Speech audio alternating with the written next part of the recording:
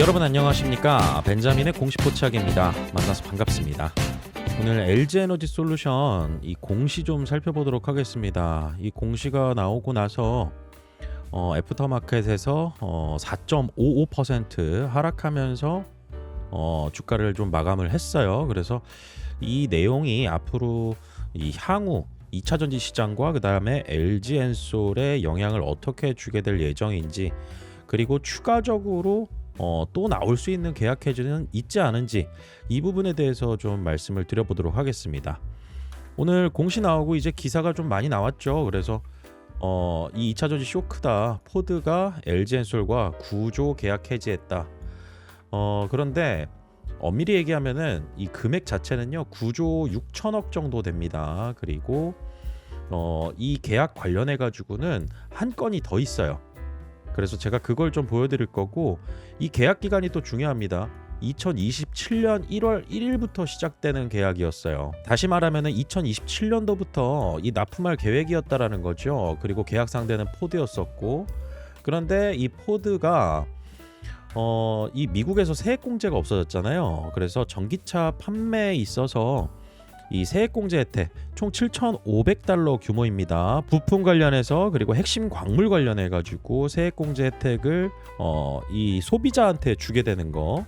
그런데 이게 없어지면서 이제 이 포드가 전기차 생산 관련해 가지고 계획을 좀 전면 수정한 걸로 이제 알려져 있죠. 그리고 전기차 생산 중단이라고는 하는데 일부 모델에 한해서입니다. 그래서 이게 전체적으로 이 전기차 시장을 이제 놔버리겠다 포드가, 뭐 이런 얘기는 아니지만은 예전에도 얘기 나왔던 속도 조절이죠. 속도 조절이라서 이제 하이브리드 차에 좀 더 집중을 하겠다, 뭐 이런 식의 어떤 스탠스를 좀 내비치고는 있는데, LG엔솔 입장에서는 이게 뭐 사실 여기에서 엄청난 피해를 입었다 라고 하기에는 저는 그 정도까지 보지는 않습니다. 왜냐하면 어차피 유럽 시장 공략을 해야 되고, 그 다음에 이제 폴란드에 있는 공장 포드뿐만 아니라 다른데 납품하는 것들도 만들잖아요. 그래서 이 포드와의 합작법인 이런 거는 아니었었고, 포드는 원래 SK와 함께 했었던 거고, 그래서 이 LG엔솔이 지금 중요한 거는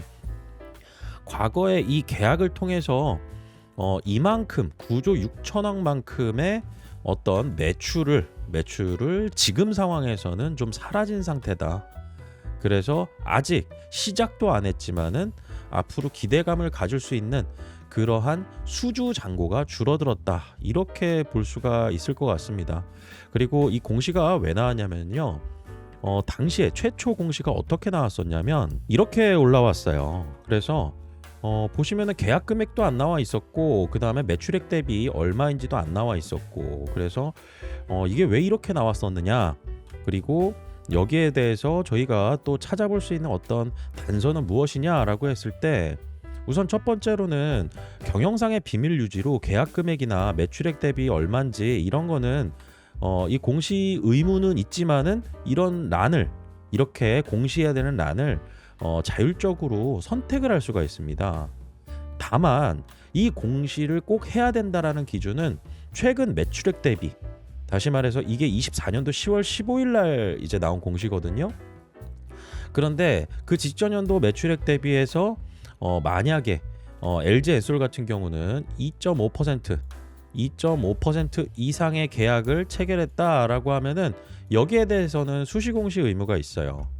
그런데 선택적으로 계약 금액이나 매출액 대비, 그리고 때로는 계약 상대가 누구인지도 오픈을 안 하는 경우가 있죠. 그런데 포드라는 회사는 오픈을 했지만은 얼마 정도 규모를 계약을 했느냐, 이건 오픈하지 않았어요. 왜냐하면은 당시에 이제 총 75기가와트시 이렇게 공시가 나왔었는데 이만큼 납품을 하겠다라고 했는데, 이걸 가지고 계약 금액을 알게 되면은 배터리 단가가 얼마인지 역산을 할 수가 있고, 그 역산을 통해서 경쟁자와의 어떤 정보 유출, 이런 것들을 경계하기 위함이었던 거죠. 그래서 이렇게 공시가 나왔을 때 당시에 언론에서 엄청나게 많은 이야기가 나왔습니다. 그래서 시장에서 추정하기로는 약 13조 규모 정도 되지 않을까라고 해서 이렇게 13조 규모 LG엔솔 수주 잭팟 2024년도 10월 15일입니다. 포드와 대규모 배터리 공급 계약 체결했다. 이때만 해도 좋았죠. 그런데 9조 6천억 13조 규모, 9조 6천억과 13조 규모는 좀 차이가 있죠. 그래서 공시가 하나 더 있었습니다, 이때. 그래서 당시에 나왔던 공시가 바로 이겁니다. 같은 내용으로 되어 있는데 이 숫자가 달라요. 34기가와트시. 오늘 공시한 걸로 해서 역산을 해보면은 뭐 한 4조 3,500억 정도? 이 정도 될 거예요. 그래서 실질적으로 13조 원 규모보다는 조금 더 늘어날 수 있는 그러한 규모였었죠. 그런데 이 계약 같은 경우는요, 시작일이 내년도 10월 1일부터였습니다. 그래서 2026년도 10월 1일부터 이제 공급을 하기로 했는데 이거조차도 약간은 좀 불투명한 상황이 아닐까, 저는 좀 이렇게 보고는 있습니다. 그래서 이 계약마저도 해지가 된다라고 하면은 공시가 나와야 돼요. 그런데 이 공시 규정이 총 계약 금액에서 50% 이상 변동되면은 이건 무조건 빨리 공시해야 되거든요.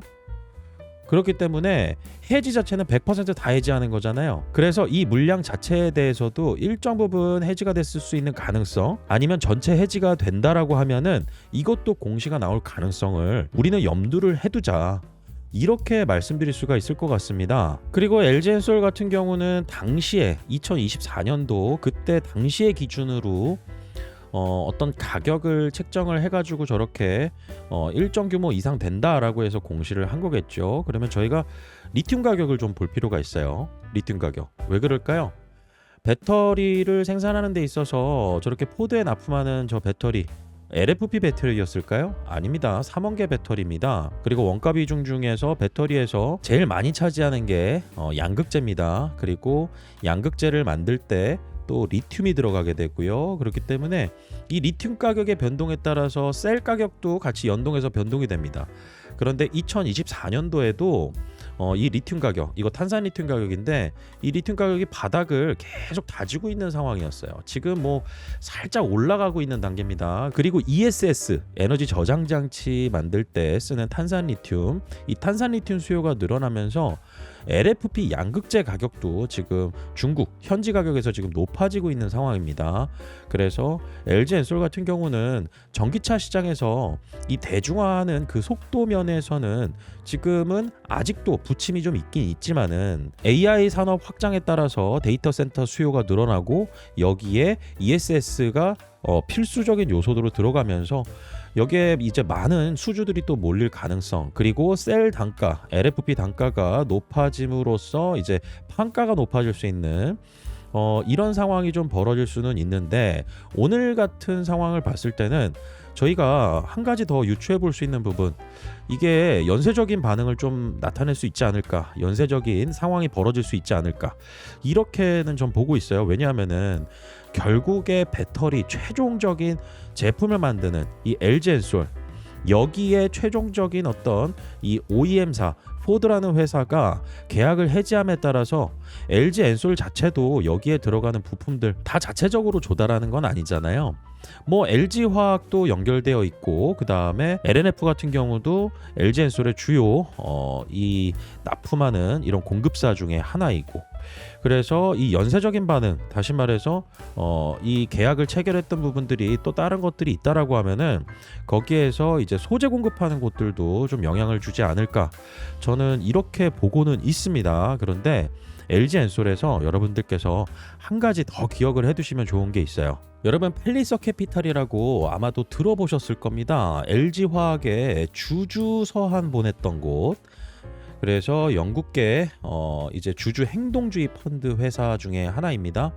그런데 LG화학을 주주 서한을 통해서 압박을 함으로써 LG화학의 주가는 상승하고 LG엔솔은 여기에 대해서 주가 하락을 좀 맞았던 그런 상황이 벌어진 적이 있습니다. 그런데 지금 펠리서 캐피탈이 잠잠한 듯 보여도 LG화학을 압박함으로써 LG 에너지 솔루션의 어떤 지분 활용에 대한 이 이슈가 또 나올 가능성이 있습니다. 뭐냐면은요, 지금 이 펠리서 캐피탈이 LG화학에 제안한 그 주주 제안서 중에 일부 내용입니다. 제가 이 부분은 오픈을 해드리는데, 가장 중요했던 게 LG 에너지 솔루션의 지분 중 일부를 대가로 활용을 해라. 그래서 자사주 매입하고, LG화학의 자사주를 매입하고, 그 다음에 소각해라, 이런 것들에 대한 제안을 했다라는 거죠. 그런데 펀드 회사가 제안했다라고 해서 LG화학이 이걸 다 받아들일 리는 없죠. 다만 압박을 할 수가 있습니다. 우선은 매년 정기 주주총회가 열리게 되죠. 이 정기 주주총회에서 일정 퍼센트 이상 그리고 일정 기간 이상 주식을 보유한 그 주주들이 LG화학에 주주 제안서를 제출할 수가 있습니다. 여기에서 앞으로 우리가 내세우는 사람이 있는데 이 보드진 중에 누구를 내세울 거야. 어차피 LG화학이 이길 거라고 세상에서 생각할 수는 있지만은요, 감사인 선임 같은 경우는 굉장히 중요한 키포인트가 될 겁니다. 감사인 같은 경우는 3% 룰이 적용이 되기 때문에 최대 주주가 지분을 아무리 많이 가지고 있다 하더라도 의결권이 제한이 돼요. 그래서 이 부분 관련해 가지고 시끄러운 일이 생긴다라고 하면은 LG화학의 주가는 상승을 할 수 있고, LG엔솔은 자꾸 이 블록딜에 대한, 아니면은 LG화학이 최대 주주로 있으면서 LG엔솔의 지분을 활용한다라고 하는 것은 누군가한테 파는 거잖아요. 여기에 대한 오버행 이슈, 이런 것들도 생길 가능성이 좀 있어요. 그래서 제가 이거는 LG화학으로 따로 다루는 부분이고, LG엔솔 같은 경우도 여기에 연관이 되어 있으니까 이 부분 같은 경우, 그리고 또 앞으로 이제 투자하시는데 주요 정보들, 저 벤자민과 함께 하고 싶으신 분들은요, 제 영상 하단에 보시면은요, 이렇게 영상 설명란이 있습니다. 그리고 고정 댓글로도 올려놨는데, 여기에 제가 운영하는 무료 텔레그램 채널이 있습니다. 벤자민의 공식 포차 무료 텔레그램 채널, 여기 링크 걸어놨어요. 링크 클릭하시면 따로 승인 절차 없이 바로 입장이 가능하십니다. 그래서 여러분들께서 입장하시게 되면은 제가 공유해드리는 시장의 주요 이슈, 지금 주목해보면 좋을 종목, 다시 말해서 투자 유망 종목이죠. 그 다음에 시장에서 지금 특징적으로 움직이는 이런 테마, 여기에 대해서도 여러분들께서 확인하실 수 있고, 제가 공유해드리는 정보를 보시면서 투자에 참고하실 수 있으니까요. 앞으로 저 벤자민과 함께 정보 공유 잘 하시고요. 좋은 투자 수익 기회 잘 만들어 가시길 바라겠습니다. 오늘 영상 마치겠습니다. 구독과 좋아요는 큰 힘이 됩니다. 벤자민이었습니다.